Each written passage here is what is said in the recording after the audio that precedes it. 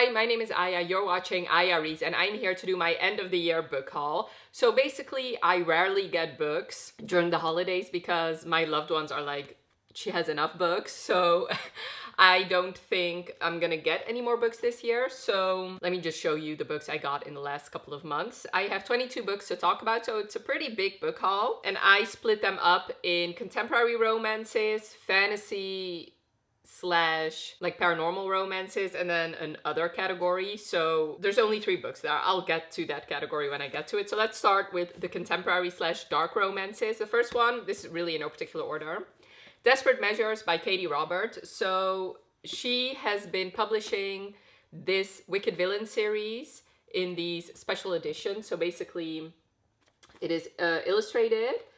They used to be like the indie published books used to have just objects on them. So now they are illustrated. There's sprayed edges and there are illustrations. So the first one is full color, and then the rest of the illustrations in the book are black and white. Let me find one. Okay, so there are not a lot of illustrations. Oh, over here.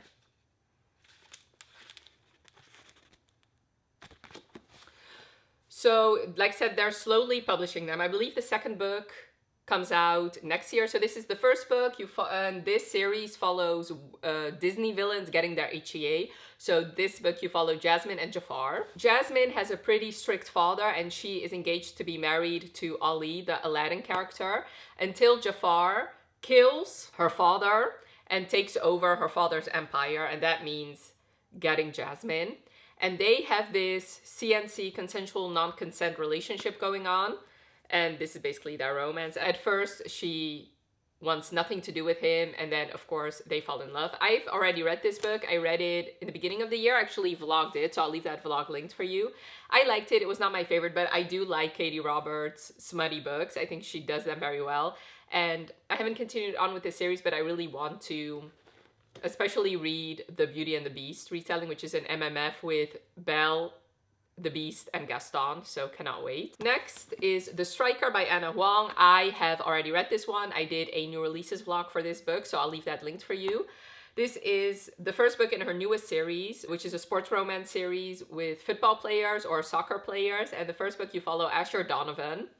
And he has been like this notorious football player. He constantly gets into trouble. You've heard about him in the other books, especially in King of Sloth, because Sloane in that book is his publicist and he constantly gives her trouble. He has recently been transferred to a new team where he has to play with his arch nemesis, Vincent. And because of their rivalry, they lost a big game. So their coach gets sick of their shit, so he forces them to get ballet classes to improve their football playing. And he instantly has a crush on their ballet teacher, but then he finds out that the ballet teacher is actually Vincent's sister.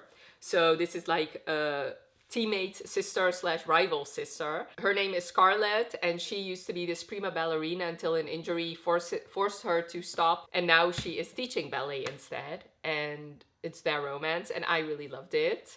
And if you want more of my in-depth thoughts, check out my vlog. This is, I believe, I don't know, this is the Piatka's edition that has like an end paper, which I love that one, of course. Then I got both the Pumpkin Spice Cafe and the Cinnamon Bun Bookstore. So I got the Cinnamon Bun Bookstore for the Goodreads Choice Awards video I did, which I'll leave that linked for you. But I believe there was a sale going on, so I figured let's just buy the Pumpkin Spice Cafe anyway, because I really like these covers. I really flew through this book, so I'm pretty sure I'm gonna fly through this one. And yeah, these are like cozy romances, mostly based in fall, although I do think she's gonna branch out into other seasons, because the next book that has recently come out is a Christmas novel, and I believe the one after that comes out in March. Yeah, basically these 2 books you follow this small town called Dream Harbor, and basically it's like Gilmore Girl-esque because they have this town hall meeting and everybody really knows about everybody else. You have this town that looks like this. And this book you follow Jeannie and Logan, and in this book Jeannie is the new person in town, so her aunt gives her the beloved Pumpkin Spice Cafe. And this is a romance between Hazel and Noah, and in this book Noah technically is the out-of-towner, although he has been living in Dream Harbor for a while now. I do have to say, this is so far it's a pretty big book haul in that I have read a lot of them. So God of War by Rena Kent. This book I also already read, and I did a vlog reading it, which I'll leave linked for you. So this is the 6th book in the Legacy of God series. So this was supposed to be the last one until she announced that she was gonna publish another book beginning of next year, which I'm very excited about. But this is a long-awaited Eli and Ava book. Ava, right? Yeah. Basically, something happened where Ava completely lost the memories of 2 years, and the last thing she knew was that she hated Eli and she wanted nothing to do with him. Anytime she was talking to another guy, he was there to ruin it for her. So she wakes up and he tells her that they've been married for the past 2 years and she has forgotten all of that. It's basically them navigating their relationship, but she has some big mental health issues. It's a dark book, not in that he's necessarily doing dark things to her, but the fact that the type of mental health problems she has, it could be considered sometimes dark when they do stuff together, I guess. But I really love this book. I really love the series, and I'm so glad I got this cover because she recently got picked up by a traditional publisher, and all these male covers and these colorful spines, either they already stopped selling them or they're almost stopping selling them. And I know a lot of people love the new covers because they used to be like the special edition covers, but I always preferred the male cover, so very excited I have this one. Next is Blindside by Candy Steiner, which funnily enough, this cover is exactly the same cover as the first book in the Legacy of Gods, which, let me actually grab that one.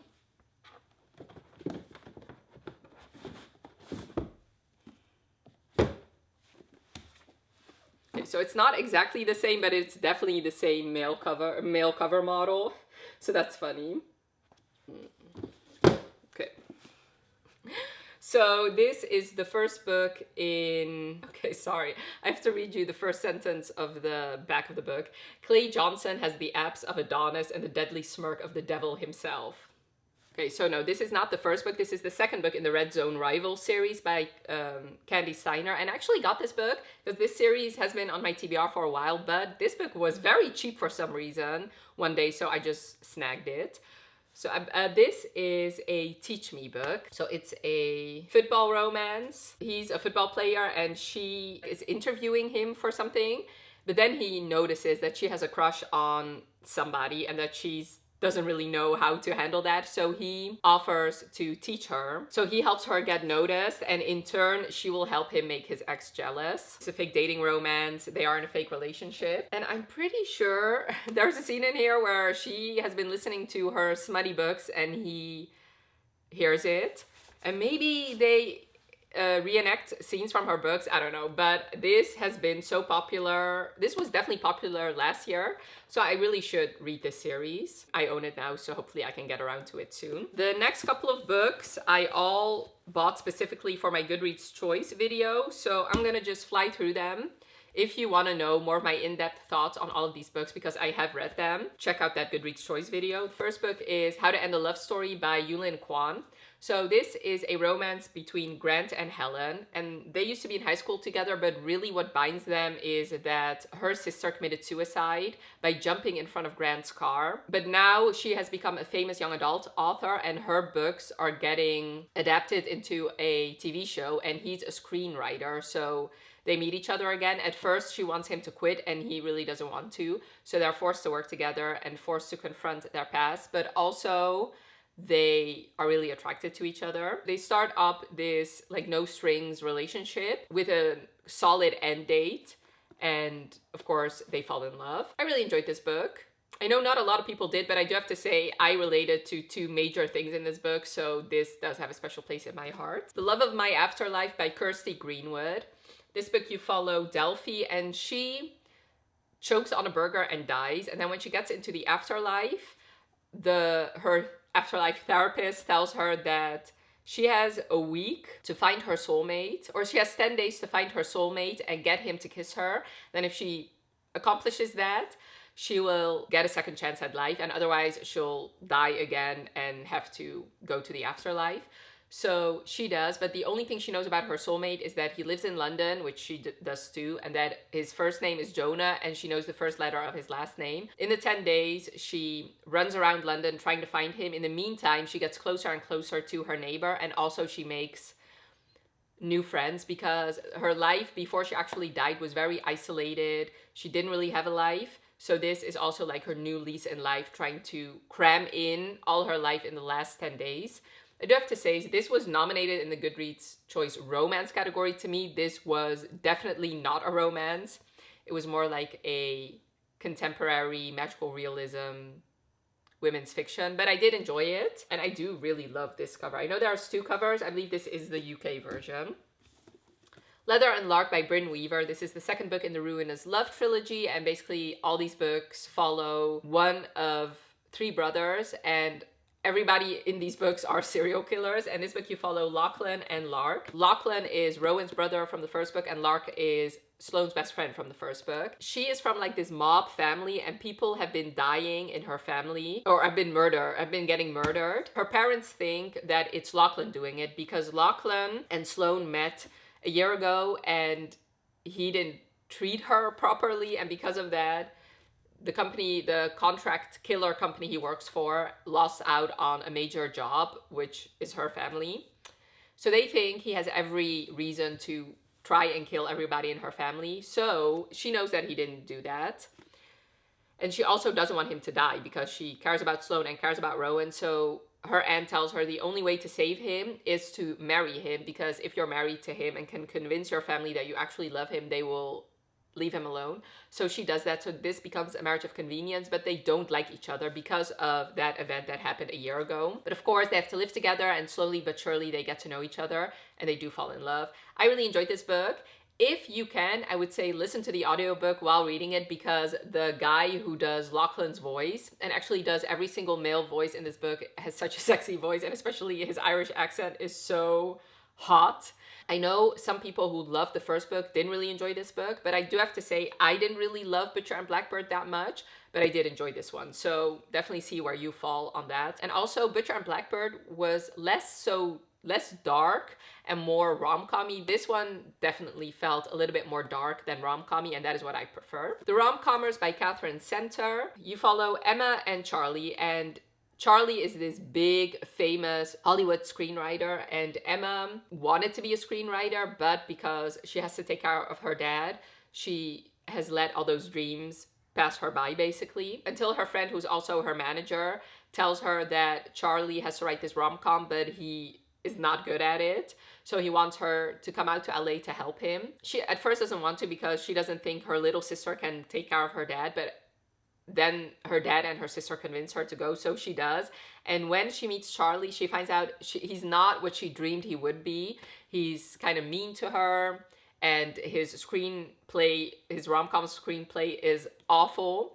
And then she kind of overhears conversations that he really doesn't want the screenplay to actually become a movie when she wants to put her heart and soul into it. So eventually they do agree to work together, and she has to stay at his place for romance reasons, and it's their romance. This was not my favorite. Daydream by Hannah Grace. This is the third book in the Maple Hill series. You follow you follow Hallie and Henry.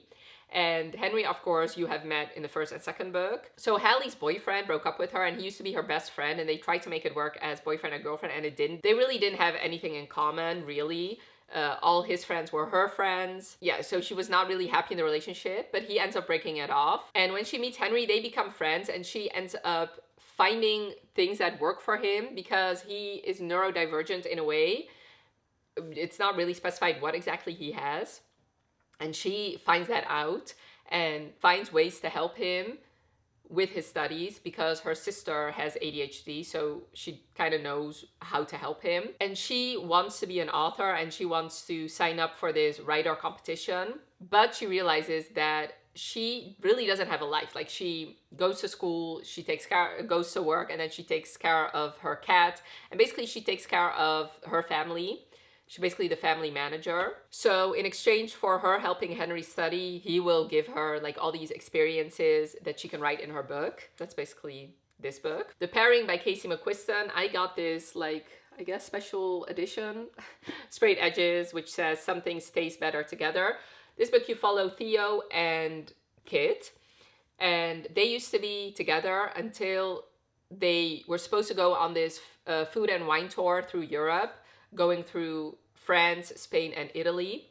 And something happened on the plane and they broke up and they haven't spoken to each other since. Theo stayed in California and Kit now lives in Paris. Theo is non-binary, by the way, and both of them are bisexual. They didn't get their money back for their tour, but they did get a voucher that they could redeem in like 48 months. And on the last month, before it expires, they both decide to go on this trip that they were supposed to go on together. They both agreed to this competition where they will do a competition seeing who can have the most sex with the most people in the most countries, I guess.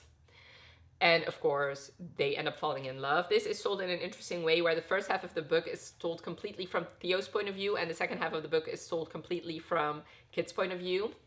And yeah, I do have to say I did definitely enjoy it. It is very different from Red, White, and Royal Blue. So if you were expecting that, don't. So those were all the contemporary romances. I do have to say with this stack, 11 books I have already read and 1 book I haven't yet. So that is a good mixture. Moving on to the fantasy slash paranormal romances. The first book I haven't read yet, which is, I cannot believe that, is Somewhere Beyond the Sea by T.J. Klune. This one I really wanted to read, but I wanted to reread The House in the Cerulean Sea first, and I didn't get around to that yet. Hopefully I can read this year, and if not, then probably next year. So this is the sequel to The House in the Cerulean Sea, so I cannot really tell you a whole lot about it, but The House in the Cerulean Sea, you follow this guy who is a caseworker at the department in charge of magical youth. So basically he goes to these orphanages with kids that are magical, and then he has to find out if everything is going right in those orphanages. And so he has to go to the House in the Cerulean Sea, where they have the most dangerous of orphans, Lucy, aka Lucifer. When he gets there, he really falls in love with all these kids. Like, all of them have like distinct cute personalities, and he falls in love with the headmistress of the school, and it's very wholesome, very cute, and very cozy fantasy vibes. And like I said, I cannot believe I haven't read this book yet. Brother Song by T.J. Klune. So this is the 4th book in the Green Creek series. Once again, the first book is one of my favorite books of all time, Wolf Song, and I've only read the first 2. I haven't continued on. But they were slowly publishing these hardbacks. So now the whole series is complete for me, so I can finally get around to the 3rd and 4th book. This book you follow Carter and his romance. And this series, basically you follow male romances, and you follow each member of the Bennett clan getting their HCA. And like I said, Wolf Song, one of my favorite books of all time. Very sad. All these books are very sad, but very good. When the Moon Hatched by Sarah A. Parker. So this has been very popular this year. It's a dragon fantasy romance. I do have to say, I started this book like a couple months ago and I couldn't really get into it, but I need to start it again. So I don't really know what this is about. So you follow Reeve and Khan, basically their romance, and a lot of dragons in this book. I know, I am so good at describing fantasy romances. The Stars Are Dying by Chloe C. Peñaranda, I guess. This I mostly got because of the cover, because this is beautiful, the sprayed edges are beautiful, and the actual hardcover is also gorgeous. But I haven't heard the best things about this book. So there's that. You follow vampires, and there's this magical competition going on, and that is all I know. Bull Moon Rising by Ruby Dixon. Once again, a book I solely got because of the cover. So this is the hardcover, and then these are the sprayed edges, and these are the end papers. And this is the naked hardback. Like, very well made. So this is the first book in her newest series, and as you can see, it is a romance between a woman and a bull. Oh yeah, this is about a girl who wants to train for something, but she cannot because she's a woman. And the only way she can is if she gets married to this bull, so that he can give permission, I guess. So yeah, I have only read one Ruby Dixon, but her backlist is extensive. Maybe starting a new series will, like a series that she's started publishing, will help me really get into her books. The Secrets of Blackthorn Hall by Cassandra Clare. I don't know why I bought this book. There was this Kickstarter going on and I just jumped on it because apparently I have too much money. I don't know what this is. All I know is that it's a book set in the Shadowhunters world. This is a very, like, a lot of illustrations and some of the pages are interesting. Let me show you without ruining it. Like, you can actually flip open pages to show an illustration, so that is good.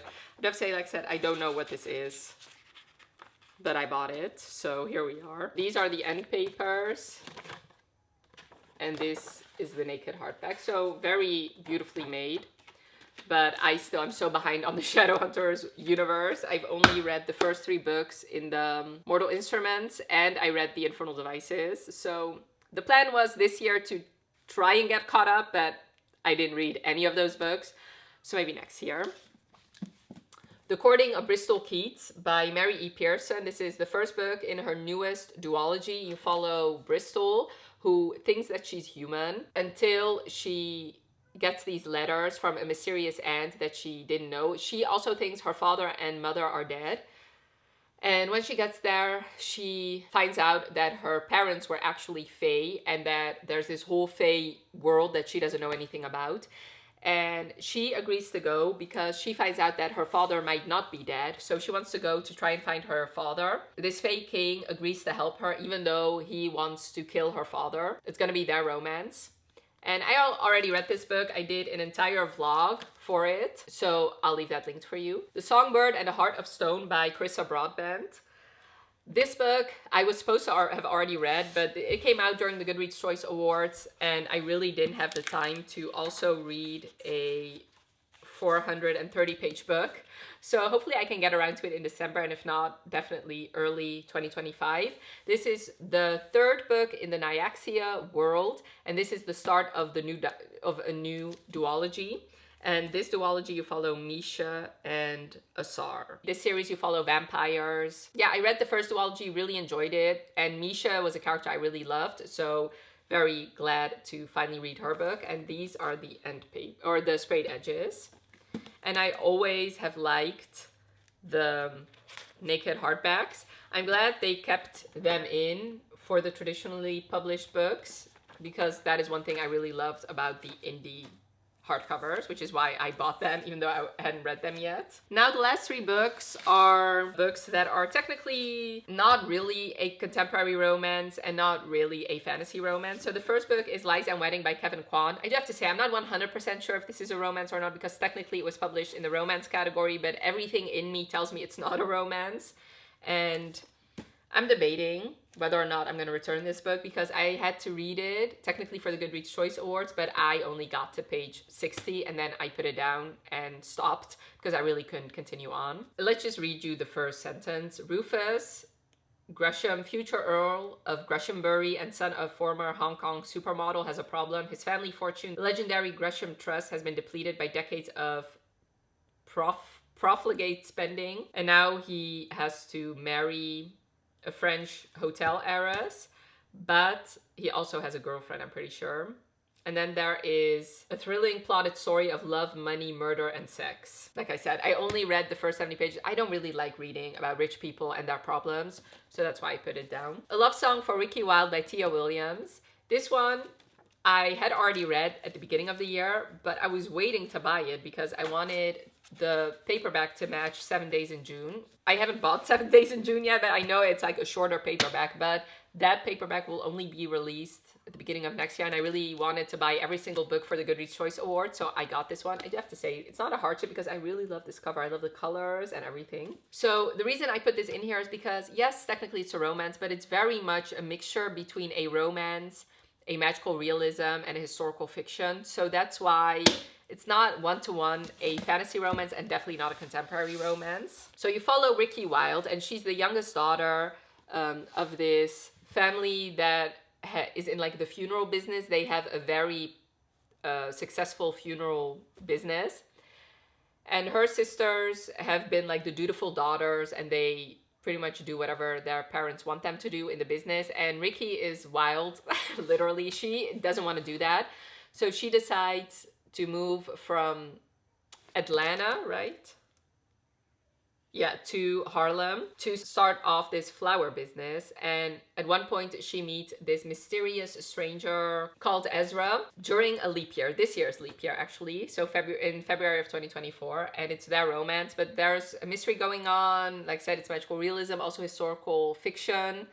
And I really love this book. It's very beautiful, but I would definitely not say that it is a straight up contemporary romance. Definitely a mixture. So I've always compared this book to, if you really love Divine Rivals, there's a good chance you're gonna love this one. And last but most certainly not least, I got Obsidio, which is the third book in the Illuminae Files series. This one actually got secondhand because they don't sell these hardbacks anymore, and I really wanted this one to match the other two. So Illuminae and Gemini actually got me out of my reading slump at the beginning, or got me out of my reading slump in September and October. This is the only book I still need to finish, so the plan is to read it this month. This series is a series that is very much mixed media. The first book, you follow Ezra and Katie. On the day they broke up, their planet gets invaded, and now they have to, both of them, work together to try and save the universe. And in the second book, you follow another couple, and this book, you follow all four of them. And it's definitely a continuation of the story. And I really want to finish this series this year, so I'm going to be reading this. I think it's going to be not the next book I'm going to be reading, but the one after that. I fly through these books, and I would say definitely read it while listening to the audiobook is the way to go. So let me count how many of them I read. I'm going to count the DNF as a book I read because I tried. So 14 books I have read and 9 books I haven't. So that is a good mix. I do have to say most of the fantasy romances are books I haven't read. But yeah, this was my haul. Definitely let me know in the comments below if you've read any of these books and what your thoughts were. Also, what is a book that you got recently that you're very much looking forward to? And if you're down there, leave me a planet emoji for Obsidio. And I hope you enjoyed this video. Definitely let me know by leaving a like if you did. And thank you so much for watching. Have a wonderful rest of your day, and I'll talk to you later. Bye.